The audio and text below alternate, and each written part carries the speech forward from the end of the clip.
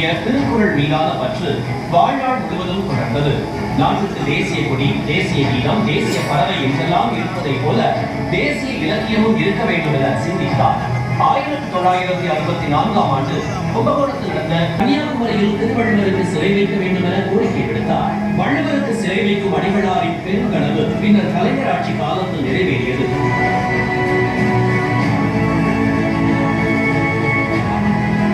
கோள்களை நம்பி ஏமாறக்கூட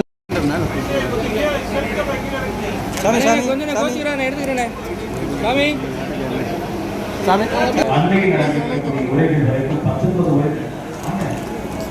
உரைகளின் தொகுப்பாக பாராட்டுதலுக்குரிய முனைவர் இளையவருடைய அணிந்துரையோடு மகாசனிதான் அருள்நெறி தந்தை அடிகள் பிரானுடைய வரலாற்று சிறப்புமிக்க இந்த நூற்றாண்டு விழாவில் அடிகள் பெருமானின் விருதினை பெறக்கூடிய கயமைகளைத்தான் நான் சுட்டிக்காட்டுகிறேன் என்றார்கள். அதற்கு பிறகு இருவருக்கும் இடையும் சமரசம் ஏற்பட்டது. பகுத்தறிவும் ஆன்மீகமும் ஒரு புள்ளியில் சந்திக்கப்பட்டது. அந்த ஈரோட்டைச் சேர்ந்த அருள்நெறி திருக்கூட்டத்திற்கு இப்போது பாராட்டு வழங்கப்பட்டது. ஈரோட்டு அமைந்து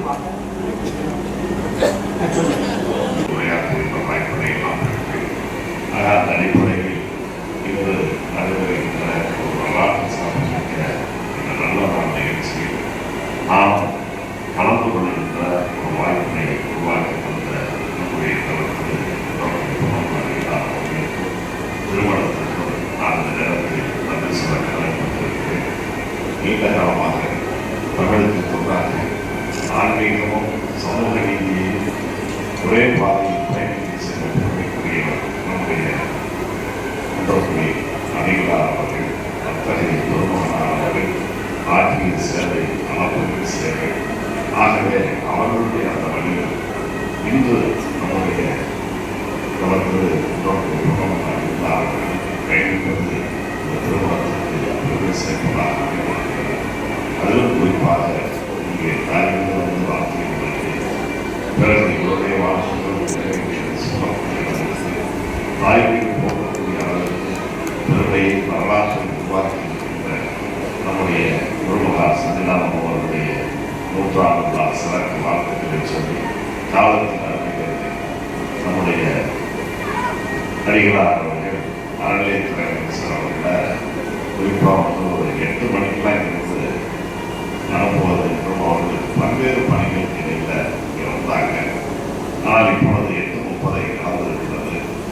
வாழ்த்துக்கள் முறையில் என்னுடைய வாழ்த்துக்களுக்கு பிறகு அவருடைய வாழ்த்து மட்டுமில்லை, வாழ்ந்தது நம்முடைய தமிழ்நாட்டின் முதலமைச்சர் தளபதி அவருடைய வாழ்த்துக்களோடு அவர் வந்திருக்கின்ற காரணம்தான் எனக்கு பின்னர் அவருடைய வாழ்த்தையும் முதலமைச்சர் அவருடைய வாழ்த்துக்களை இந்த மன்றத்தில் உருவாக்குவார்கள் என்று சொல்லி காலத்தில் நன்மை கருதி விடைபெறுகிறேன். நன்றி, வணக்கம்.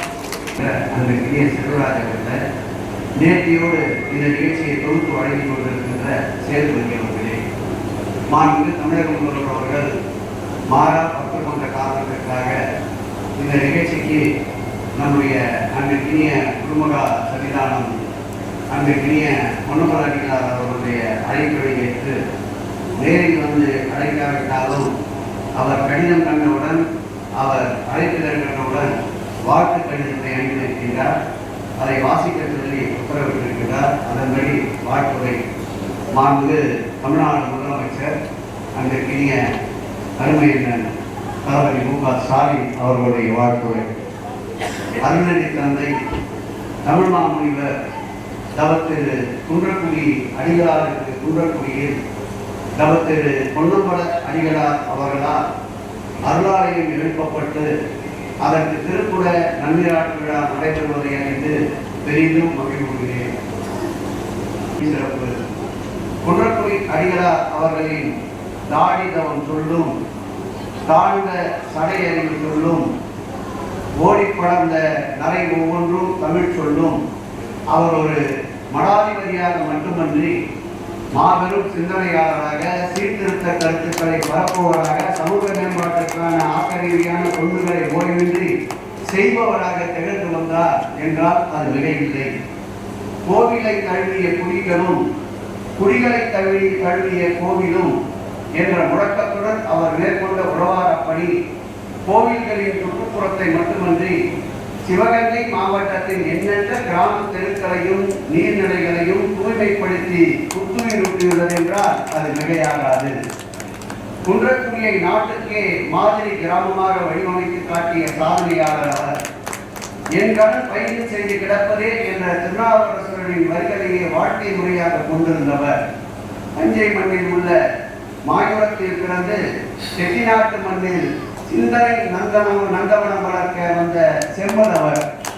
தஞ்சை மண்ணிலே உள்ள மாயூரத்திலே பிறந்து செட்டிநாட்டு மண்ணில் சிந்தனை நந்தவனம் வளர்க்க வந்த செம்மன் அவர். காகித தொழிற்சாலை பணி, தொடக்கப்பள்ளி ஆசிரியர் பணி, தர்மபுரம் ஆதீனத்தின் எழுத்தர் பணி என வாழ்வை தொடங்கிய அடிகளாரை அவருக்குள் இருந்த இயல்பான அறிவாற்றலின் ஊந்துதல் குன்றக்குடி திருவண்ணாமலை ஆதீனத்தின் 45வது குருமகா சன்னிதானம் என்ற அறிவுரையில் அமர வைத்த பெருமை அவருடைய உழைப்பு. அழகு பார்த்து 1959ஆம் ஆண்டு குன்றக்குடி திருவண்ணாமலை ஆலயத்தின் குருமகா சன்னிதானமாக அவர் பொறுப்பேற்ற விழாவை தீண்டாமை விளக்கு விழாவாக நடத்திய உன்னதமான புரட்சி துறையை அவர் ஆவார். ஈராட்டி சேதுப்பிள்ளை, தந்தை பெரியார், மூதறிஞர் ராஜாஜி, பேரறிஞர் அண்ணா, முத்தமிழறிஞர் கலைஞர் என அவரது சமகாலத்தின் தத்துவத்தால் தமிழால் மூத்த ஆளுமைகளை அனைவருடன் தொடர்புடன் இருந்தவர் என்றால் அது மிகையாகாது. அவர்களது உயரிய கருத்துக்களை உள்வாங்கி செயல் திட்டங்களை செதுக்கிக் கொண்டவர். அவர் ஏற்றுக்கொண்ட சைவ நெறியை சமூகத்தின் ஒற்றுமைக்கும் உயர்வுக்குமான கல்வியாக கையாண்ட பெருந்தகை அவர் ஆவார். தமிழின் ஆகச் சிறந்த சொல்லாடல் வடிவமாக பட்டிமன்றத்தை வடிவமைத்து அதனை பட்டி தொட்டி என்றும் பரப்பி பாமர மக்களையும் தமிழ் பருக வைத்தவர். காரைக்குடி கம்பன் விழா என்றால் தவத்திரு குன்றக்குடி அடிகளாரின் நினைவு கட்டாயம் வரும். அந்த அளவிற்கு இலக்கிய விழாக்களில் ஈடுபாடு காட்டியவர். மேலை தமிழின் மெல்லிய தென்றலாக தமிழ் மக்களின் சிந்தையில் தவழ்ந்த தவமுனி அவர். மேலை தமிழின் மெல்லிய தென்றலாக தமிழ் மக்களின் சிந்தையில் தவழ்ந்த தவமுனி அவர். பேச்சில் மட்டுமன்றி எழுத்திலும் சிறந்து விளங்கியவர். தமது சிந்தனை கருவூலத்தை எண்ணற்ற நூல்களாக வடித்துக் கொடுத்தவர். இத்தனை சிறப்புமிக்க தவத்திரு குன்றக்குடி அடிகளாருக்கு ஆலயம் எழுப்புவது பெருமகிழ்ச்சி. தமிழுக்கு எடுக்கப்படும் ஆலயமான அடிகளாரின் அருளாலய நன்னிராட்டு விழா சிறக்க வாழ்த்துக்கள். குன்றக்குடி அடிகளாரின் புகழ் என்றென்றும் குன்றிலிட்ட விளக்காய் ஒளிரட்டும்.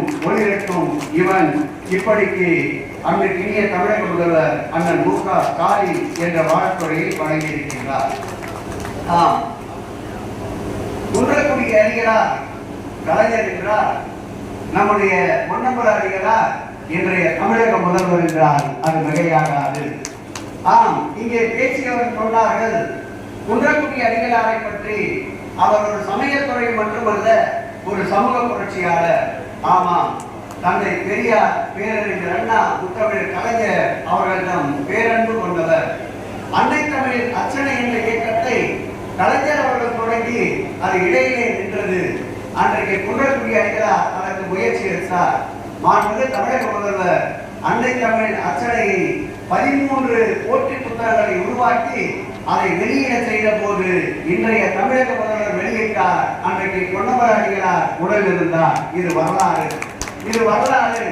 அன்றைய குன்றக்குடி அடிகளாருடைய அருந்தவ சீடன் நம்முடைய பொன்னம்பல அடிகளார். அன்றைய குன்றக்குடி அடிகளாருடைய தமிழை போற்றியவர் முத்தமிழர் கலைஞர். இன்றைய நம்முடைய பொன்னம்பல அடிகளாருடைய தமிழ் பற்றை போற்றுபவர் நம்முடைய தமிழக முதல்வர் மாண்புமிகு தலைவர் மு.க. ஸ்டாலின். இப்படி வழியாக வாழையாக வருகின்ற இந்த தமிழ் மண்ணை உங்களை போன்ற சான்றோர்கள் இருக்கின்ற வரை அசைத்து பார்க்க முடியாது என்பதை இந்த வேளையிலே சங்கீத கூட்டத்திற்கு எடுத்துக் கொள்கின்ற ஒரு நிகழ்வாக இதை நாம் பயன்படுத்திக் கொள்வோம். தமிழ் கூறும் நல்லுலகம் அப்பர் இருந்தார், திருநாவுக்கரசர் இருந்தார். அவருக்கு பிறகு இந்த தமிழை வார்த்தெடுக்க பட்டி தொட்டி என்றும் காடு மலை என்றும் முட்களும் புதர்களும் நிறைந்த இந்த நாட்டில் நடப்பவர் யார் என்று எண்ணிய பொழுது இதோ இருக்கின்ற இந்த சமூகத்தை தூக்கி பிடித்தவர் இன்றைய தமிழக முதல்வர் என்றால் அது மிகையாகாது. அந்த வகையில் இந்தி மொழி தீர்ப்பு என்றாலும் சரி, தமிழுக்கு ஊர் என்றாலும் சரி, குன்றக்குடி அடிகளார் காட்டிய பாதையிலே பொன்னம்பல அடிகளாருடைய பயணம் தொடர என்னாலும் மாண்புமிகு தமிழக முதல்வர் உறுதுணையாக இருப்பார் இருப்பார் இருப்பார் என்று சொல்லி இன்றைக்கு இந்த தமிழ் மண்ணிலே, இந்த சிவகங்கையிலே, இந்த காரைக்குடியிலே அன்பிற்கினிய அருளாளர் நம்முடைய பொன்னம்பல அடிகளார் அவர்கள் அருளாலயம் எழுப்பிக் கொண்டிருக்கின்றார். ஆம், அருளாலயம் எழுப்புகின்ற அடியாரே, எல்லோருக்குமான அறிவாலயம், ஆன்மீகத்தின் ஞானாலயம் தமிழகத்திலே, சென்னையிலே, தலைநகரிலே அறிவாலயம் இருக்கின்றது. அறிவாலயம் சிறக்க இந்த அருளாலயம் என்றும் துணை நிற்க வேண்டும் என்று கூறி விடைபெறுகிறேன். நன்றி, வணக்கம். இன்றைய உரையாடலுக்கு உங்களை அன்புடன் வரவேற்கிறோம். வணக்கம். இன்னைக்கு நாம தவ திரு குன்றக்குடி பொன்னம்பல அடிகளார்